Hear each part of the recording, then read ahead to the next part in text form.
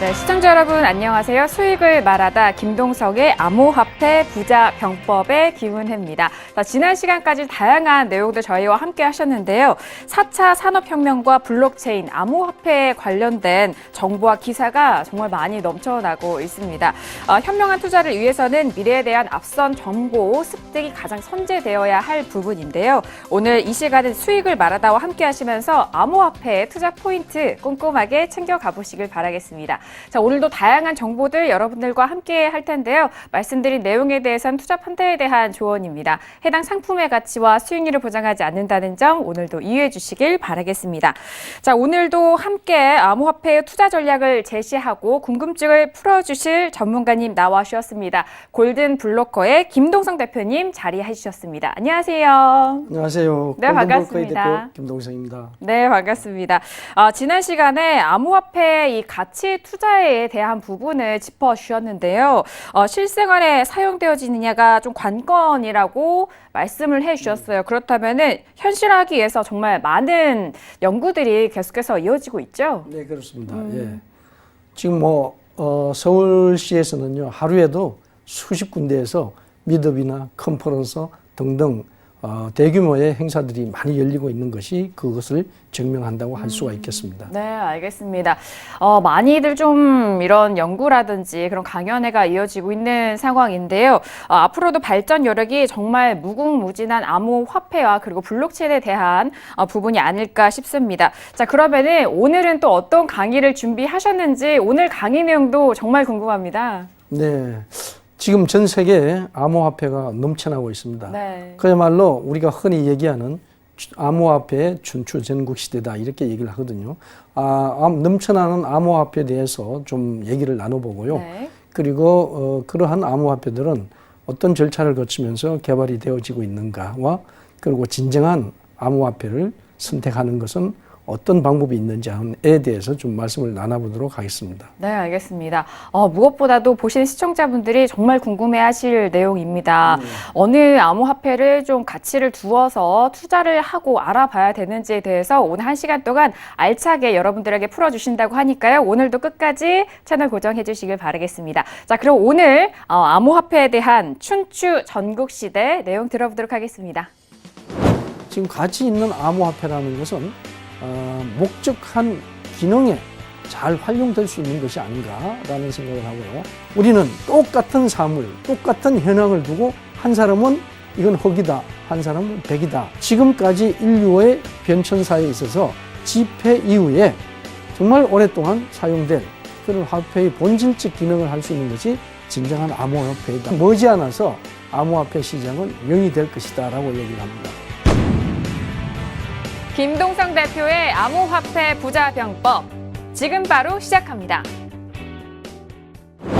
네, 오늘은 넘쳐나고 있는 암호화폐, 일명 우리가 흔히들 암호화폐의 춘추전국 시대다라고 얘기를 하고 있죠. 이 넘쳐나는 암호화폐들에 대해서 좀 알아보도록 하겠습니다. 그리고 이러한 암호화폐들은 어떠한 과정을 거쳐서 개발이 되고 있는가, 그리고 진정한 암호화폐는 어떤 것들이 될 것인가에 대해서 여러분과 함께 말씀을 나눠보도록 하겠습니다. 자, 암호화폐 춘추전국 시대다 이렇게 말씀을 드리는데요. 지금 현재 여러분도 잘 아시다시피 암호화폐가 넘쳐나고 있습니다. 그런데 이 넘쳐나는 암호화폐가 현황이 지금 우리나라의 상황과 그리고 춘추전국 시대라고 하는 그 시대의 상황과 좀 비슷하다고 해서 제가 암호화폐 춘추전국 시대라는 이런 말씀을 드리고 비교해서 좀 말씀을 드려보도록 하겠습니다. 춘추전국 시대를 하면은 중국의 역사에서 약 BC 770년부터 진나라가 통일을 하기 전, 그러니까 BC 221년이 되겠죠. 이전까지를 춘추전국 시대다 이렇게 얘기를 하죠. 춘추 시대와 전국 시대라고 하는데 이때 약 200여 개의 제후국들이 탄생했다 사라졌다기도 하고 있죠. 자, 그러면은 이 춘추전국 시대에 춘추 5패를 이렇게 한번 본다면 진나라, 초나라, 제나라, 오나라, 월나라가 있습니다. 그리고 그 이후에 전국시대에는 진, 위, 조, 연, 제, 초, 한 나라, 전국칠웅이라는 이런 나라들이 전국에서 가장 강한 그러한 나라들이었죠. 근데 요즘 우리 암호화폐가 탄생하는 것과 너무나 흡사합니다. 그래서 우리들은 역사에서 배우기를 주저하면 안 된다라는 교훈을 새기고 싶습니다. 춘추 전국 시대에 이 많은 나라들이 서로 힘을 겨루면서 자기 나라를 위해서 전쟁을 하고 그리고 많은 일들이 일어나고 있었는데요. 지금 암호화폐를 개발하는 각 나라들의 현황과 거의 흡사하다고 이렇게 말씀을 드릴 수가 있겠습니다. 이 전국 시대에 7개의 나라가 이렇게 서로 패권을 다루고 있었는데요. 그 중에서 가장 강력한 나라가 서쪽에 있는 진나라였습니다. 지금 암호화폐를 두고 너무나 다른 시각들을 가지고 있습니다.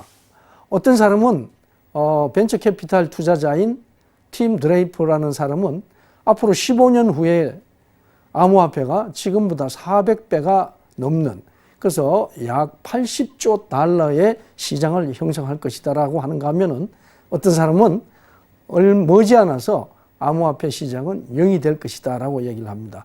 즉 극과 극을 달리고 있습니다. 꼭 똑같은 사물을 두고 또는 똑같은 사실을 두고 그 의견을 정반대로 가지는 것과 같은데요. 우리 천추전국 시대에 합종설과 연행설이 있었습니다.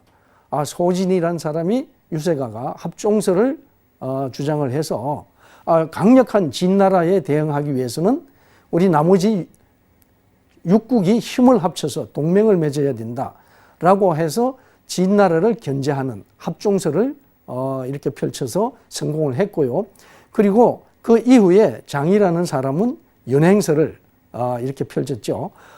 진나라가 원체 강력하기 때문에 다른 나라 한 나라를 공격하면은 우리나라도 역시 위험하게 되니까 우리는 진나라에 충성을 바치고 진나라와 동맹을 맺어야 된다고 하면서 이 합종설을 깨뜨린 것이죠. 자, 이것처럼 똑같은 나라에 똑같은 그러한 국력, 똑같은 병력, 그리고 군량미, 이런 것들을 두고 한 사람은, 이 두 사람은 귀곡자라는 그런 사람 문화에서 똑같이 종행설을 공부한 사람인데, 한 사람은 합종설을, 한 사람은 연행설을 펼쳤죠. 이 이후에 합종설과 연행설은 외교를 가지고 자기 나라의 안위를 지키려는 그러한 전략이었습니다. 그런데 이런 것을 비판하는 사람이 있었죠. 한비자라는 사람이 있었습니다. 법가의 창시자인 한비자는 합종설과 연행설은 단순히 외교에 의존해서 자기 나라를 지키려고 하는 안이한 그러한 전략이기 때문에 옳지 못하다. 그러기보다는 자기 나라의 군대를 강력히 하고 그리고 농사를 잘 지어서 식량을 많이 준비하고 하는 이런 부국 강병책보다 못하다라고 이렇게 설파를 했죠. 그리고 또 진나라의 재상 한 사람은 이렇게 얘기를 했습니다. 그것보다도 우리 진나라는 가장 강대한 강국이니까 원교 근공이다. 먼 나라에 있는 나라들은 외교로 같이 이렇게 교류를 하고, 그리고 가까운 나라에 있는 그러한 나라들은 우리가 침공을 해서 어떻게 책략을 삼는다, 이런 전략을 주장을 했습니다. 그 결과 BC 221년에 진나라의 정이라는 왕이 천하를 통해서 진시황이라는 그렇게 진시황이라는 시호를 쓰게 됐고, 그리고 중국에 통일된 한 나라를 이루게 됐죠. 자, 이것을 보다시피 우리는 똑같은 사물, 똑같은 현황을 두고 한 사람은 이건 흑이다, 한 사람은 백이다라고 하고 있습니다. 지금 우리나라가 지금 처한 입장이 암호화폐를 두고 우리나라가 시행하는 정책이 꼭 이와 같지 않겠는가 해서 제가 이 말씀을 드리는데요. G20의 힘을 빌든지 아니면 다른 나라가 암호화폐에 대해서 어떤 전략을 펼치느냐에 따라서 우리나라도 그에 따른 전략을 펼치려고 하는 것이 이와 비슷한 유사한 얘기다라는 말씀을 드리고 싶습니다. 우리나라가 그러기보다는 한비자의 사상처럼 자체 내에서 블록체인을 기술을 개발시키고 발전시키고 그리고 지원하고 그리고 암호화폐를 제대로 이해하게 하고 그리고 제대로 정착되게 하는 그러한 부국 강병책을 펼칠 수 있는 그러한 전략을 빨리 내놓기를 기대하는 그런 입장에서 이렇게 말씀을 드려봤습니다. 자, 그러면은 이렇게 넘쳐나는 암호화폐 과연 어떠한 과정을 거쳐서 개발되는지 간단하게 살펴보도록 하겠습니다. 먼저 암호화폐가 이렇게 많다는 것을 보여주는 코인마켓캡이라는 암호화폐 시장조사 기관이 있습니다. 인터넷상에 코인마켓캡을 치면은 여러분이 다 보실 수 있는 그런 사이트인데요. 2018년 9월 14일 불과 며칠 전이죠. 1950 종류가 암호화폐가 지금 코인마켓캡에 이렇게 서치돼서 올라져 있습니다. 이러한 암호화폐가 뭐 간단하지만 이런 식으로 개발 과정을 거쳐서 개발된다는 것을 알고 계시면 조금이라도 도움이 될 듯 해서 여러분과 함께 개발 과정을 간단하게 살펴보도록 하겠습니다. 이 암호화폐는 사실 요즘은 아이디어를 모으는 그러한 절차를 거치고요. 그 다음에 이제 아이디어가 형성이 됐으면 시장 조사를 하게 되겠죠. 물론 개발하는 업체나 또는 개발하는 사람들에 따라서 꼭 이러한 과정을 거치는 것은 아닙니다. 대충 이러한 과정을 거쳐서 암호화폐가 개발되고 있다는 것을 말씀을 드리는 것이죠. 그 다음에 이제 기억을 하는 것입니다. 암호화폐가 지금 시장이 이렇게 형성되고 있는데 우리는 어떠한 형태로 또는 어떠한 알고리즘으로 또 어떠한 비즈니스 모델로 또는 어떠한 종류의 코인으로 개발할 것인가 하는 것을 기획하게 되고요. 그것을 기획한 것을 이렇게 정리한 대부분의 암호화폐 백서라고 하는 것은 기술에 대한 내용을 이렇게 정리하는 것인데요. 요즘은 기술과 비즈니스 모델 그리고 어떻게 우리가 합의 알고리즘을 가지고 그리고 어떻게 발전시키겠다는 그런 비즈니스 모델까지 같이 백서에 기록을 하는데요. 이런 것을 화이트 페이퍼라고 하는 그러한 서류를 말하는 겁니다. 이 백서는. 그리고 그 다음에 이제 개발에 들어가게 되는데요.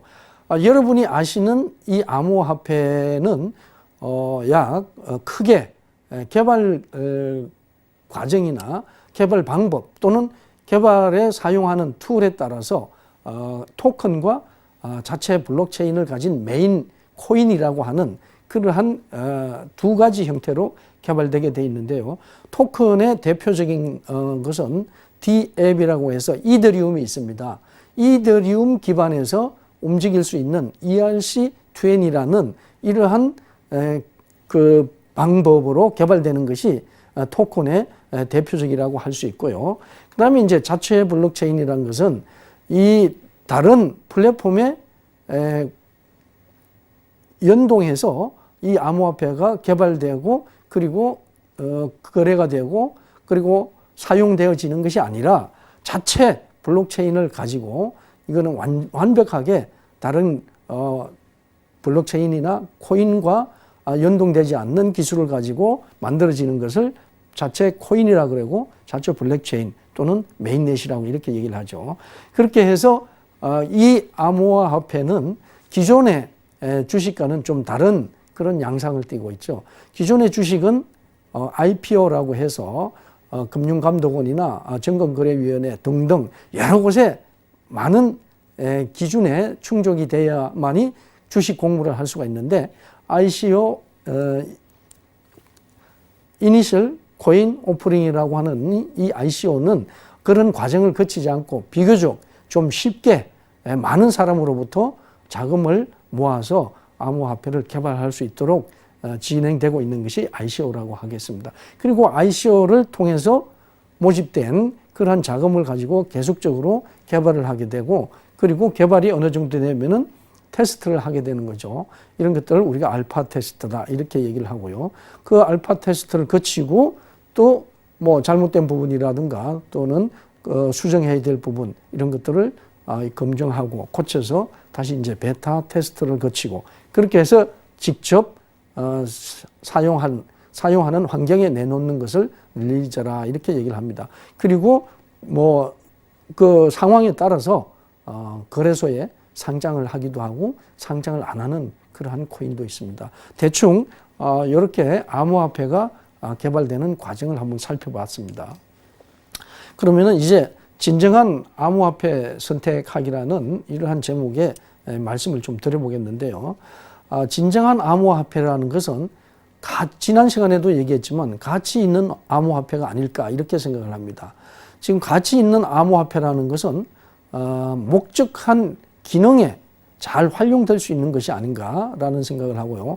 그리고 많은 사람들이 이 암호화폐가 지금 형태가 없습니다. 그러다 보니까 이 암호화폐의 가치를 매겨 넣을 수 있는 것은 지금 현재는 거래소에서 수요와 공급의 법칙에 의해서 거래되는 가격이 이 암호화폐의 가치를 결정한다고 이렇게 볼 수 있기 때문에 현재는 거래소에서 영속적으로 거래될 수 있는 것이 진정한 암호화폐가 아니겠는가 이렇게 말씀을 드릴 수가 있고요. 그리고 이 암호화폐를 발행한 또는 개발한 기업이 계속적으로 이 암호화폐에 더불어서 그 가치를 상승시킬 수 있는가 하는 것이 관점이 되겠습니다. 그래서 이 한 3가지 정도가 암호화폐의 가치를 상승시키는 일이 아니겠는가라는 말씀을 드리고요.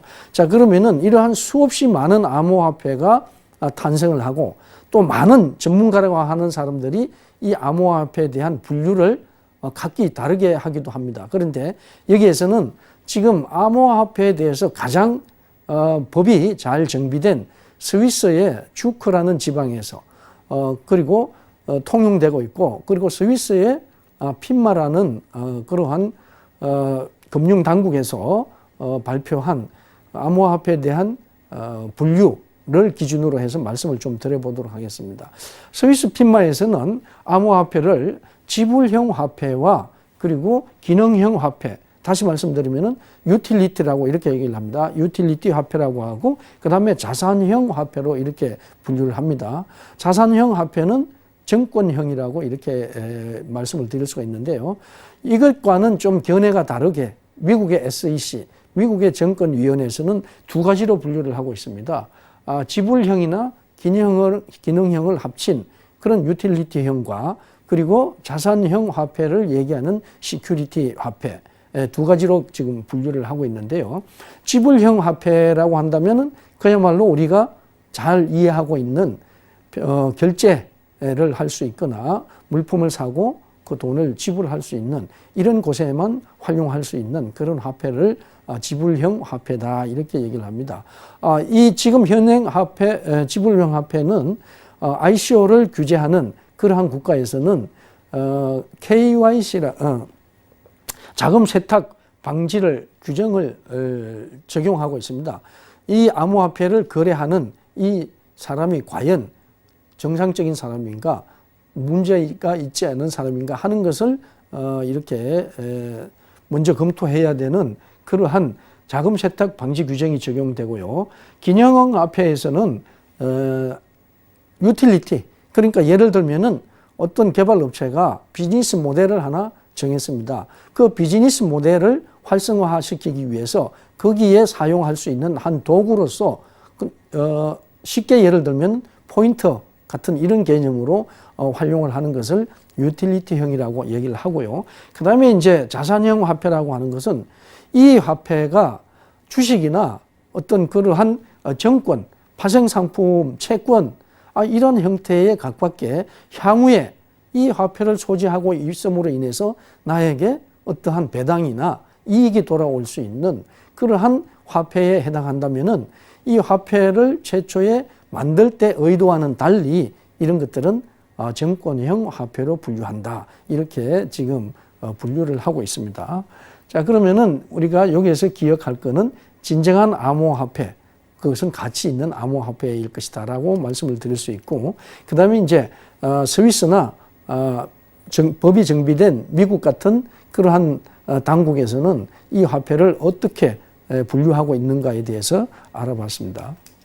자, 그러면 진정한 암호화폐 선택하기라는 그러한 제목 하에 여러분과 함께 같이 보도록 하겠습니다. 이 지금 화면은 크립토 커런시, 그러니까 암호화폐를 많은 전 세계에 있는 암호화폐를 서치해서 많은 사람들에게 이렇게 이 정보를 제공하는 그러한 사이트입니다. 코인마켓캡이라고 하는데, 지금 여러분이 보시다시피 톱 100이라고 되어 있죠. 상위 100개의 크립토커런시라고 이렇게 표현을 해놨습니다. 그럼 하나씩 우리가 대표적인 코인들을 한번 살펴보도록 하겠습니다. 비트코인이 있죠. 지금 현재 거래량 가장 많이 차지하고 있는 비트코인인데요. 이 비트코인에 대해서는 여러분이 너무나 잘 아십니다. 2009년 1월 3일자 사토시 나카모토라는 아직은 익명으로 존재하는 그런 사람이 개발했다고 하고요. 이 비트코인은 2,100만 개만 채굴이 되도록 되어 있습니다. 그리고 채굴이 되는 연도수는 2140년도, 2140년도까지 채굴이 되도록 되어 있고요. 초기에는 10분에 50개의 비트코인이 생산되도록 되어 있었습니다. 그런데 4년마다 반감기를 두어서 이제 10분에 12.5개가 지금 생산이 되고 있죠. 그리고 2140년도까지 채굴이 2100만 개가 되면은 채굴이 끝나게 되는 것이죠. 이 비트코인은 지금 현재 가격으로 친다면은 약 730만 원 정도 호가하고 있고요. 그리고 최고로 비트코인이 가격이 높이 올라갔을 때가 2,850만 원 정도까지 갔었죠. 자, 그래서 이 비트코인은 전 세계인들이 다 아는 그러한 코인이고요. 그리고 비트코인은 블록체인 기술을 기반으로 하는 암호화폐의 효시를 이뤘기 때문에 지금 현재 자산으로 이렇게 분류되고 있습니다. 자산으로 분류될 수 있을 뿐만 아니라 전 세계의 대표적인 그러한 크립토 커런시다라고 자리매김하고 있고요.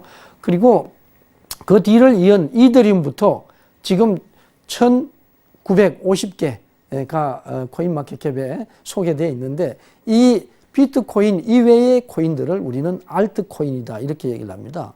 알트코인이다 이렇게 얘기를 하고요. 그 알트코인 중에서 지금 거래량 2위에 올라져 있는 이더리움이 있습니다. 자, 이더리움은 비트코인을 1세대 암호화폐를 한다면은 이더리움을 2세대 암호화폐다 이렇게 명명을 하는데요. 그 이유는 비트코인은 거의 지불형 결제에만 사용될 수 있도록 지금 고안이 됐는데, 이더리움은 이 블록체인 이더리움과 이 블록체인을 활용해서 이더리움은 계약까지 할 수 있다는 것이죠. 이렇게 블록체인상에서 스마트 컨트랙터, 사람과 사람 사이에 계약하는 것을 이 블록체인 안에서 계약을 할 수 있다고 해서 스마트 컨트랙터도 하고, 또 이 이더리움은 많은 다른 이더리움 내 기반에서 움직일 수 있는 토큰을 만들 수가 있습니다. 지금은 약 1000여 개 정도 만들어져 있다고 볼 수가 있는데요. 이런 것들을 플랫폼 코인이다 이렇게 얘기를 합니다. 그래서 이더리움은 스마트 컨트랙터, 블록체인 상에서 거래를 행할 수 있고, 그리고 수없이 많은 그러한 추가 앱이라고 하죠. 앱이라고 하는데, 이런 것들을 만들어서 여기 같이 활용할 수 있기 때문에 플랫폼 코인이다 이렇게 얘기를 하면서 2세대 코인이다 또는 2세대 암호화폐다라고 하는 것이죠. 자, 그 다음에 XRP라고 이렇게 표시된 게 있는데요. 이거는 리플이라는 그런 회사에서 만드는데요. 리플랩스라고. 리플 여러분 다 아시죠? 리플은 전 세계에서 은행 연합회, 그러니까 스위프트라고 있습니다. 스위프트. 전 세계 은행들은 스위프트라는 이런 은행 연합회에 가입해서 거기에 플랫폼을 활용해서 전 세계의 돈을 서로 주고받고 결제하는 그런 과정을 가지는데요. 이 리플은 XRP는 리플의 단위입니다. 리플의 화폐 단위라고 하는데 이 XRP는 미국의 리플랩스라는 회사에서 만들어졌는데요. 리플랩스의 창업자는 크리스 라센과 제드 맥칼렙입니다. 제드 맥칼렙은 일본의 마운트 콕스를 운영했던 사람이죠. 그러한 제드 맥칼렙과 크리스 라센이 개발을 했는데 숫자는 천억 개입니다. 천억 개를 발행했죠. 그래서 이 XRP는 지금 블록체인 기술 기반이 아니다. 발행 코인이다. 라고 시중에서는 얘기하고요. 이 리플랩스에서는 아니다. 우리도 블록체인 기반의 코인이다. 이렇게 주장을 하고 있습니다. 어쨌든 이 XRP는 리플의 화폐 단위고 천억 개가 발행되어 있고요. 그리고 이 리플은 지금 현재 나온 것 중에는 아마 거래 속도가 가장 빠르지 않나. 초당 1770 트랜잭션을 할 수 있다라고 이렇게 발표되어 있고요. 이더리움은 초당 지금 25 트랜잭션, 그리고 비트코인은 초당 7 트랜잭션을 이렇게 처리할 수가 있습니다. 그래서 비트코인이 실생활에 사용되어지기에는 약간의 문제점을 가지고 있고, 이더리움 역시 그러한 상황을 가지고 있습니다. 이더리움이 지금 POW라는 그러한 지금 채굴 합의 알고리즘을 가지고 있는데 POS로 전환한다고 재작년에 발표를 했는데, 지금 현재 다시 비탈린 부테렉이 얼마 전에 POW도 아닌 POS도 아닌 다른 알고리즘을 개발하고 있다. 이렇게 발표를 했습니다. 자, 그 다음 비트코인 캐시라는 게 있습니다. 자, 이 비트코인 캐시라는 것은 사실 여러분이 좀 아셔야 되는 내용인데요. 비트코인 캐시라는 건 비트코인에서 하드 포크가 됐다. 이렇게 말씀을 드릴 수가 있어요. 비트코인의 용량이 1메가입니다. 한 블록의 용량이 1메가다 보니까 이 처리가 어렵습니다. 1메가를 용량이 너무 적다 해서 2메가로 늘리자라는 팀과 세그윗을 하자라는 이런 팀이 있었는데요. 이 비트코인 캐시는 그 세그윗을 반대하는 중국의 비트메인이란 그러한 우지한이라는 사람이 운영하는 회사가 있습니다. 채굴 장비를 만드는 그런 회사죠. 그 회사에서 어느 날 느닷없이 우리 거기에 전 세계인들이 같이 동참한다는 그러한 비트코인 소프트 포크에 반대해서 하드 포크를 해버린 겁니다. 하드 포크란 것은 이 분기된다 이러는 것이죠. 이렇게 비트코인에서 갈라졌다는 것. 일정 블록에서 그 이후에는 그 이전 블록과는 전혀 관계없는 다른 그런 체인을 형성하는 것을 하드 포크라고 하는데요. 이 비트코인 캐시가 하드 포크를 한 대표적인 그러한 것이 되겠습니다. 자, 그리고 이오스라는 게 있습니다. 이오스는 그야말로 이더리움을 능가하는 그런 플랫폼 코인을 만들겠다고 하면서 실생활에 사용할 수 있는 그런 코인을 만들겠다. 그렇게 해서 실생활에 제약 조건이 있는 트랜잭션을 지금 현재 나와 있는 그런 트랜잭션보다 월등히 빠른 100만 트랜잭션을 구사하겠다라고 이렇게 표현하면서 1년 동안 ICO를 행한 그러한 코인이 이오스가 되겠고요. 그 다음에 스텔라라는 것이 있습니다. 스텔라, 지금은 스텔라 루멘으로 이렇게 이름을 바꾸었는데요. 이 스텔라는 XRP, 그러니까 리플요. 리플과 아주 흡사한 그러한 기능을 가지고 태어났는데, 리플은 은행연합회, 그러니까 전 세계 은행들을 상대로 해서 이 화폐를 주고받는 그러한 역할을, 기능을 하기 위해서 개발이 됐다면은, 스텔라는 개인과 개인들이 화폐를 주고받고 그리고 사용하기 위해서 만드는 것이 스텔라라고 말씀을 드릴 수가 있습니다. 자, 라이트코인이 있죠. 라이트코인은 찰리 리라는 사람이 만드는 코인인데요.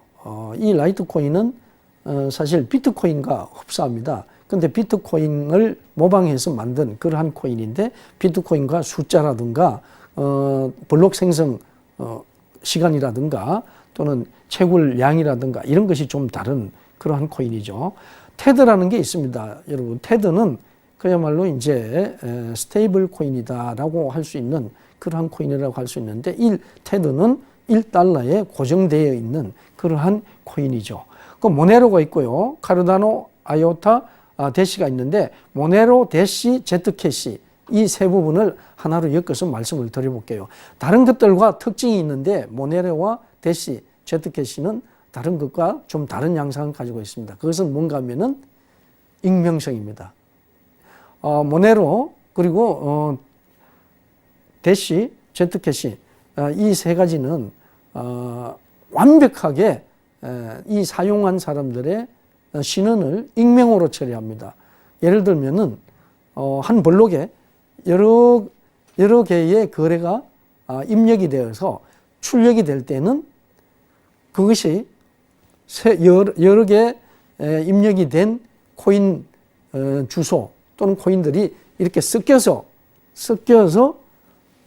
누구 것인지 알 수 없도록 이렇게 누구 것인지 이 거래가 알 수 없도록 해서 다음 거래를 형성시키는 출력을 시키는 이런 방법을 사용하고 있습니다. 그래서 지금 대충 이렇게 지불형 코인과 그리고 유틸리티 코인 그리고 자산형 코인 이렇게 이제 대분류가 되겠는데요. 이러한 것들이 앞으로 살아남고 진정한 그런 암호화폐로 자리매김하기 위해서는 많은 과정을 거쳐야 된다고 그렇게 생각을 하는데요. 지금 암호화폐가 발전하는 양상과 그리고 롱런을 하기 위해서 그리고 실질적으로 이 진정한 가치를 지니기 위해서는 여러 가지 극복해야 될 것들이 많습니다. 그 첫 번째가 이 처리 속도를 향상을 시켜야 됩니다. 최소한 비자나 마스터카드처럼 24,000원에서 4만 트랜잭션 이상은 초당 가능해야만이 전 세계가 암호화폐로 원활하게 사용할 수 있지 않겠는가 이렇게 보고요. 두 번째는 이 등락폭을 어떻게 하면은 완화시킬 수 있을까?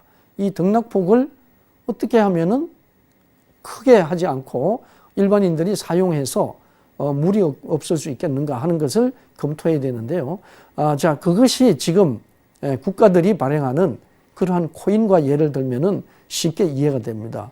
지금 현재 각 국가들이 암호화폐들을 발행하고 있습니다. 그리고 발행 계획을 하고 있는데요. 그런 국가들이 국가 코인을 만들 때는 이렇게 거래소에서 등락폭이 높은 그러한 거래 코인을 만들 수는 없습니다. 왜냐하면은 그것을 가지고 금융 정책을 세울 수 없기 때문이죠. 그래서 지금 현재 추세를 보면은 대부분의 코인들이 그러한 트랜잭션을 파격적으로 높일 수 있는 기술이 그렇게 많지 않습니다. 뿐만 아니라 이 등락을 잡아줄 수 있는 그러한 기능을 가지는 것이 또한 쉽지 않고요. 그리고 화폐로 진정성 있는 화폐로 사용되어지기 위한 그러한 코인이 되기에는 너무나 갈 길이 멀기 때문에 이런 토큰을 발행한다든가 어떤 비즈니스 모델을 대입해서 이 코인을 활용하게 하는 유틸리티 코인을 만들고 있는 것이죠. 그래서 우리가 앞으로 진정한 암호화폐를 선택하기 위해서는 여러 가지 많은 것을 검토해야 되지만 그것보다도 간단하게 검토할 수 있는 것은 그야말로 자기가 암호화폐가 목적으로 하는 그런 기능에 잘 사용될 수 있는 것인가 하는 것을 따져봐야 될 것이고요. 그리고 더 나아가서 비즈니스 모델이 아무리 좋다 하더라도 비즈니스 모델은 언제든지 변화할 수 있고 그리고 사라질 수 있습니다. 그렇다면은 그 비즈니스 모델이 사라진다면은 이 암호화폐도 같이 사라지는 그러한 화폐를 한다면은 우리가 굳이 선택할 필요가 없을 것 같다는 그런 말씀을 드리고요.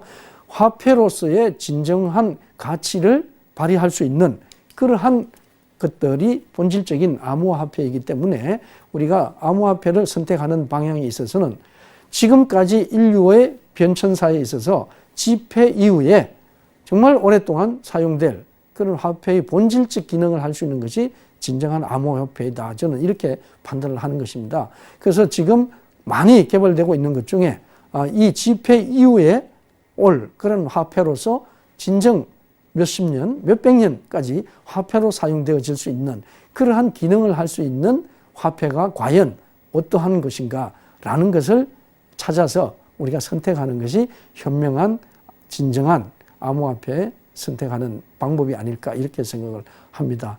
오늘은 여기까지 여러분과 함께 알아보고 다음 시간을 또 기약하도록 하겠습니다.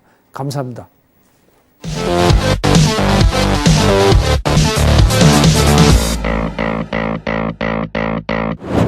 네, 김동성 대표의 암호화폐 춘추 전국시대 관련해서 이야기 잘 들어봤습니다. 오늘 내용 들으시면서 다양한 암호화폐에 대해서 어떻게 투자를 해야 될지에 대한 부분, 기준을 좀 삼으셨을 것 같은데요. 자, 오늘 다양한 정보들 여러분들과 함께하고 있습니다. 말씀드린 내용에 대해서는 투자 판단에 대한 조언이고요. 해당 상품의 가치와 수익률을 보장하지 않는다는 점 다시 한번 유의해 주시길 바라겠습니다.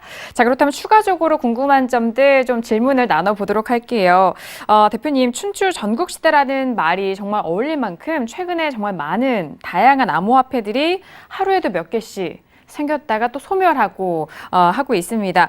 그래도 말씀을 해주셨다시피 암호화폐도 돈이잖아요. 네, 돈인데 그런데 누구나 만들고 접근할 수 있는 것인지 그 부분이 궁금하네요. 네, 그렇습니다.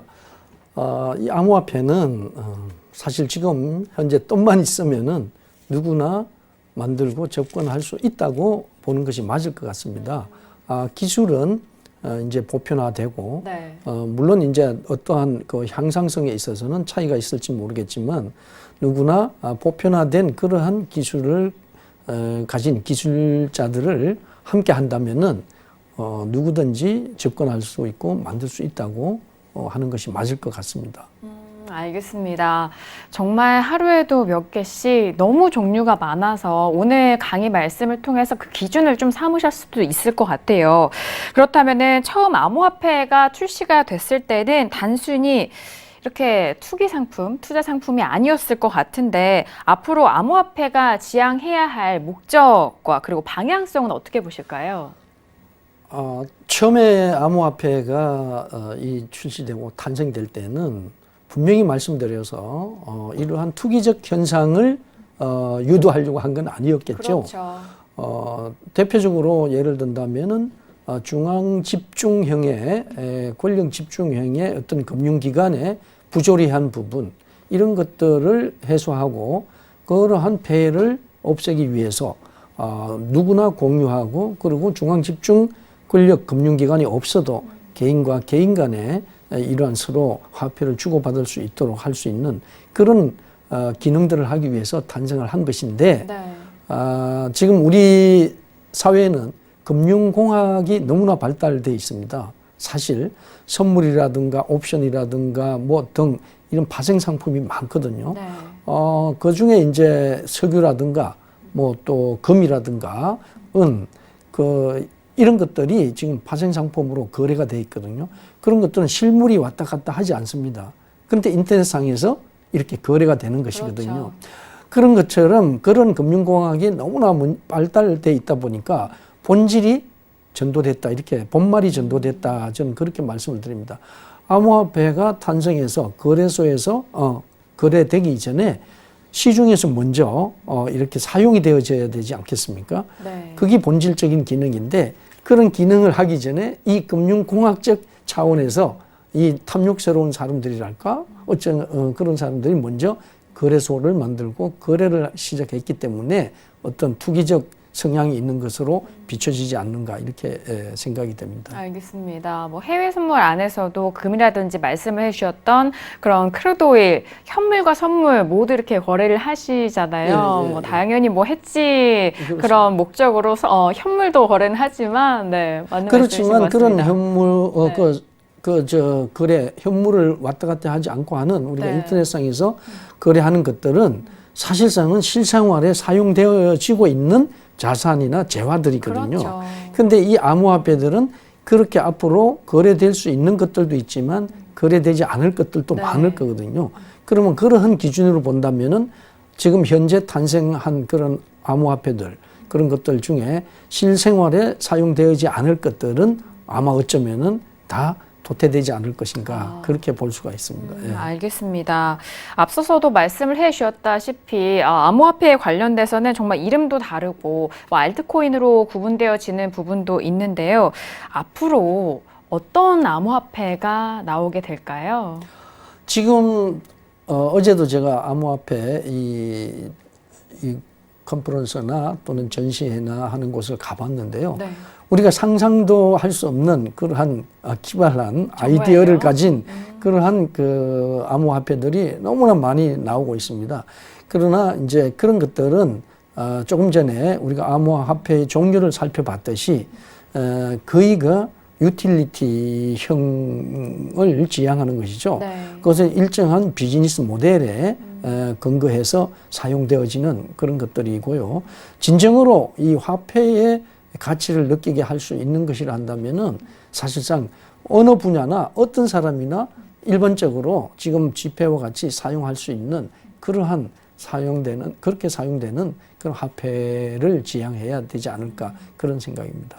역시나 실생활에 적용이 될 수 있는 그런 부분 전망으로 함께 보셔야 될 것 같습니다. 가상화폐 거래소도 암호화폐만큼이나 정말 많습니다. 뭐 1세대, 2세대 거래소들을 좀 거쳐서 후발주자들이 좀 생겨난 상황인데 IT 대기업이나 언론사들 중에서도 거래소 시장 진출을 검토하고 있는 곳들이 정말 많습니다. 뉴스를 통해서도 많이 듣잖아요. 예, 많습니다. 네. 1세대 우리나라에서는 뭐 빗썸이나 네. 코인원, 이러한 회사들이 지금 1세대로서 성장을 했는데 네. 그 2세대 거래소들이 많이 이제 설립이 되고 있고요. 우리나라만 해도 한 100여 개 이상 그렇죠. 거래소가 지금 만들어져 있다고 볼 수 있고, 그리고 대기업이나 ICT 기업들이 참여한 것 중에 대표적으로는 라인이 지금 개설한 그 비트박스라는 그러한 거래소가 불과 며칠 전에 세계 최대 거래소인 바이낸스의 거래량을 추월했습니다. 네. 그리고 뭐 지금 대기업이나 또는 어떤 언론을 가진 이러한 회사들에서 거래소를 추진하고 있다는 그러한 얘기들이 많이 있습니다. 앞으로 이런 추세가 계속될 것이라고 보시나요? 그래서 거래소 부분에 대해서는 제 생각에는 사실 이러한 거래소가 그렇게 많이 필요할 것인가라는 생각을 하게 되는데요. 이 암호화폐 자체가 분산형 원장을 기본으로 하고 있는 거거든요. 그런데 분산형인데 이러한 거래소를 통한다면은 그의 어느 정도는 또 어떤 부분에서는 분산형 거래 원장에서 배치되는 것이 아닌가 그런 생각을 해보거든요. 그래서 원래 탄생했던 목적인 B2P 거래를 P2P 거래를 할 수 있는 그러한 거래소 내지는 그러한 형태로 앞으로 발전되지 않을까 그런 생각을 합니다. 암호화폐 거래소도 암호화폐처럼 마찬가지로 앞으로 전국 시대가 지나면은 많은 거래소들이 정리가 되지 않을까 그런 생각을 합니다. 알겠습니다. 좀 대형 거래소 이야기를 좀 나눠봤는데 좀 정리가 될 것이다. 그렇다면 대형 거래소 못지않게 작은 중소 거래소들도 정말 많이 생겨나고 있는데요. 그렇습니다. 네. 정말 많이 생겨나고 네. 있는데 네. 그런 취약한 중소 거래소들은 사실 보안에 취약하기 때문에 어쩌면은 정부가 규제를 하게 되거나 아니면은 또 그러한 사건들이 생기면은 유저들이 스스로 거래소를 찾지 않기 때문에 뭐 정리가 될 것이라 그렇게 생각을 해봅니다. 알겠습니다. 거래소 안에서의 그런 문제들이 흔히들 좀 접하실 수 있는 그런 기사들로 좀 문제들을 많이 접하셨기 때문에 그 부분에 있어서 좀 여쭤봤습니다. 블록체인은 IT 금융이라든지 금융업들의 전유물이 아닌데도 대기업이나 글로벌 기업들과 연관된 사업들이 주로 진행이 되고 있는 것 같아요. 그렇기 때문에 제조 기반의 중소기업들도 이런 블록체인의 기술로 좀 새로운 전환점이 될 수 있지 않을까라는 생각인데 어떤 생각이실까요? 예, 일반 중소기업들도 블록체인의 기술을 활용해서 네. 그 회사의 수익성이라든가 가치라든가 신뢰성을 높일 수 있죠. 네. 그렇다고 해서 모든 기업이 다 블록체인을 만들 필요는 없다고 봅니다. 왜냐하면은 잘 만드는 그러한 기업들 또는 그런 단체들에서 만든 것을 갖다 쓰면 되거든요. 그렇죠. 그 대표적으로 지금 리눅스 재단에서 표준형 블록체인 장부를 만들어 보겠다고 해서 이렇게 오픈 소스로 공모를 했는데 IBM에서 만들고 있던 그런 블록체인 기술을 도네이션해서 지금 표준형 기업들에서 갖다가 쓸 수 있도록 자기 기업에 맞게 쓸 수 있도록 표준화하겠다는 그런 취지로 지금 개발을 하고 있고요. 또 많은 그 금융기관 또는 은행 이런 것들이 연합을 해서 R3라는 그러한 연합체를 구성해서 은행에서 활용할 수 있는 그런 블록체인도 또한 개발하고 있는 중입니다. 그러니까 중소기업들도 블록체인이 필요한 기업들은 자체적으로 개발을 한다는 것은 좀 무리일 수가 있는 것이죠. 너무 비용이 비효율적일 수 있고 하기 때문에 이렇게 전문 기업들에서 구축해놓은 이런 플랫폼을 갖다가 활용할 수가 있습니다. 알겠습니다. 좋은 점에 대해서는 일단 대기업에 대한 부분을 좀 선점을 하였던 부분에 대해서 다시 좀 빌려 쓰는 그런 관점으로 좀 사업을 이어가야 될 것 같은데요. 그리고 지난번에도 언급을 하셨는데 국가적 차원에서 암호화폐를 참 많이 발행을 하고 있습니다. 뭐 계획적인 부분도 있는데요. 일본은 또 실생활에서 또 적용이 정말 먼저서부터 되고 있는 상황인데 이런 시도들을 통해서 아직 우리가 또 실생활에서 생활을 좀 많이 하고 있지는 않지만 그런 선 사례를 통해서 보완점들이 좀 이어지고 있을까요? 글쎄, 그 보완점들이라는 것은 많은 나라에서 지금 국가 코인을 계획하고 있고 이미 발행해서 활용하는 나라도 네. 있는데 그것이 아직은 초기 단계이다 보니까 큰 어떤 문제점이라든가 또는 그런 이슈를 만들지는 못하고 있지만 지금 국가가 코인을 만약에 암호화폐를 만든다면은 네. 사실은 지금 등락이 폭이 너무 높은 것은 통화 정책을 세우기가 어렵습니다. 그러다 보니까 국가들은 고정형 암호화폐를 만들 수밖에 없거든요. 그런데 사람들이 인식이 잘못됐어요. 암호화폐는 거래소에서 거래가 되어서 가격이 오르고 내려야 한다는 생각을 하게 되는데요. 그것은 잘못된 생각이라고 봅니다. 암호화폐는 편리하고 그리고 스마트폰으로 사용할 수 있고 수수료 적고 또 여러 가지 지금 현재 사용되고 있는 지폐의 불합리한 점을 해결할 수 있으면 되는 거거든요. 그런데 굳이 거래소에서 거래가 돼야 된다고 생각하는 것 자체가 이게 본말이 전도됐다 이렇게 보는 것이죠. 네. 예, 그래서 국가적인 차원에서 코인을 개발하게 된다면은 필히 가격 고정형이 맞을 것이다 이렇게 봅니다. 예. 알겠습니다. 워낙 24시간 또 거래가 되는 그런 코인 시장이다 보니까 가격적인 등락도 좀 걱정하는 부분이 많을 거예요.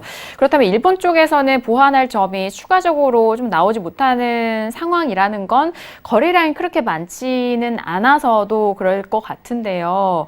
앞으로 실생활에 적용이 되기 위해서는 어떤 보완점들이나 나아갈 방향이 있어야 빠르게 좀 우리가 거래를 할 수 있을까요? 그것도 말씀드리지만 네. 실생활에 사용되기 위해서는 기술적인 면에서 트랜잭션 처리 속도를 향상시켜야 되고요. 두 번째는 조금 전에 말씀드린 것 같이 등락폭이 그렇게 많으면은 거래를 할 수가 없습니다. 그렇죠. 그래서 지금 나오고 있는 코인들의 중에는 그것들을 다 보완한 그러한 이제 기능을 가진 것들이 나오는데요. 예를 들면 트랜잭션을 지금 마스터나 비자보다도 월등히 높은 100만 트랜잭션을 예상한다든가 그러한 기술적인 향상을 가져오는 것과 그 다음에 이 코인을 어떤 이중화해서 그 코인이 국가적인 그런 용도로 사용될 때는 등락이 있으면은 곤란하기 때문에 그렇죠. 가격 고정형 스테이블 코인이라고 하는데요. 이러한 코인을 거래 코인으로 활용을 하고 그리고 이것들이 어떤 암호화폐 트렌드에 맞게 하려면은 이것과 교환을 할 수 있는 국제적으로 거래소에서 거래되는 그러한 코인과 이렇게 상호 교환 작용을 할 수 있는 그러한 코인, 예를 들면 이중화 코인이라든가 이런 것들을 가지고 있는 그러한 개발 화폐 이런 것들이 아마 되지 않을까. 그리고 그런 것들을 잘 활용할 수 있는 플랫폼, 그 플랫폼이 꼭 필요하다고 봅니다. 그 플랫폼은 코인을 앱을 만들 수 있는 앱을 만들 수 있는 코인 플랫폼이기도 하지만 많은 사람들이 거기 자발적으로 들어와서 경제 활동을 함으로 인해서 코인이 자동적으로 활용되게 하는 그러한 플랫폼 또한 필요하다고 봅니다. 그래서 지금은 그러한 쪽으로 지금 발전되고 있는 중입니다. 일단 그 공부를 하는 첫 걸음에 있어서 이 수익을 말하다 대표님과 함께하는 시간이 그 첫 걸음이 되시길 바라겠습니다. 자, 오늘 수익을 말하다 김동성의 암호화폐 부자 병법 준비한 내용 함께 들어봤는데요. 오늘 함께 해주신 김동성 대표님과는 여기서 인사 나누도록 하겠습니다. 대표님 오늘 말씀 감사합니다. 네, 감사합니다. 네, 오늘도 다양한 투자 내용 여러분들과 함께 했습니다. 말씀드린 내용에 대해서는요, 투자 판단에 대한 조언이고요. 해당 상품의 가치와 수익률을 보장하지 않는다는 점 다시 한번 유의해 주시길 바라겠습니다. 수익을 말하다 오늘 저희가 준비한 소식과 내용은 여기까지고요. 저희는 다음 이 시간 다시 돌아오도록 하겠습니다. 함께 해주신 여러분 고맙습니다.